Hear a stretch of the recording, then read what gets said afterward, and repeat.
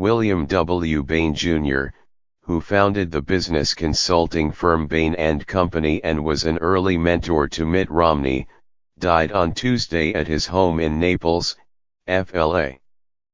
He was 80. His wife, Andine Bain, said the cause was complications of Alzheimer's disease. A native Tennessean who started his professional life as a development officer at his alma mater, Vanderbilt University, Mr. Bain at first seemed an unlikely candidate for the role of chief executive. Nevertheless, he made Bain & Company a fearsome competitor to McKinsey & Company, the Boston Consulting Group and Booz Allen Hamilton. Along the way, he opened a venture capital firm, Bain Capital, which remains a leader in its field. The Boston-based Bain & Company worked with some of the biggest companies in the United States, among them Texas Instruments, Black & Decker, Monsanto, and Wells Fargo. Chief executives have come to the very strong feeling that a small number of decisions, regarding a small percentage of policies they deal with, in the end determine 90% of their success or failure, Mr. Bain said in a 1979 interview with the New York Times. They are swamped with studies and information. Corporate strategy, he added, in a pitch for his own line of work, allows them to isolate the small numbers of decisions that are going to have an impact. This makes it possible to manage big diversified companies. Bain & Company at one point said that for every dollar it charged a client, it increased that client's profits by a factor of 5 to 10. William Worthington Bain Jr. was born on July 30, 1937, in Johnson City, Tennessee, to William Bain and the former Ruby Cloyd.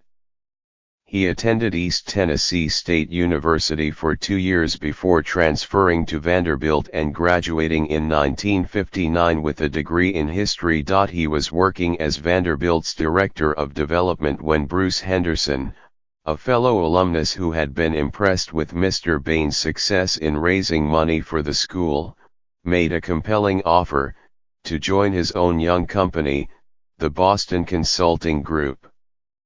Mr. Bain accepted and moved from Nashville to Boston. Once there, he quickly advanced, generating big revenues and earning respect from the firm's clients. He founded his own company in 1973.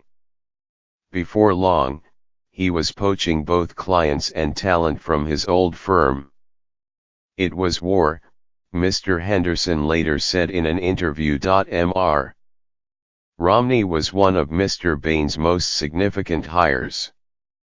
Mr. Romney, a future governor of Massachusetts and the 2012 Republican presidential nominee, joined Bain & Company from the Boston Consulting Group in 1977.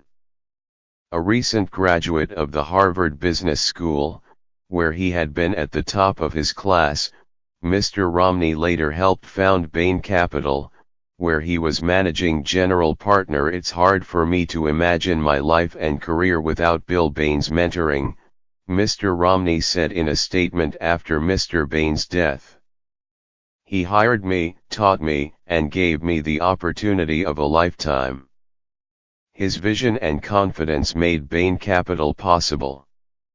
During his unsuccessful campaign to deny President Barack Obama a second term, Mr. Romney fell under criticism for using controversial tax avoidance strategies on certain investments that he still held through Bain Capital. A father of 4, Mr. Bain set a work schedule for himself that enabled him to arrive home in time to read bedtime stories, and often to catch Cheers on TV.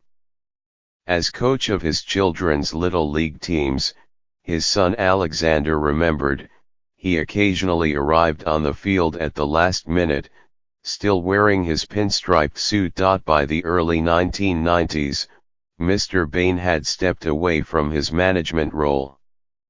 He proceeded to found a small private equity investment firm, Bain Willard Companies, with Ralph R. Willard, under which he became an owner and director of a yacht building company. In addition to his wife and his son Alexander, Mr. Bain is survived by 3 other children, William, Adam, and Samantha, 3 grandchildren, and a brother, Larry.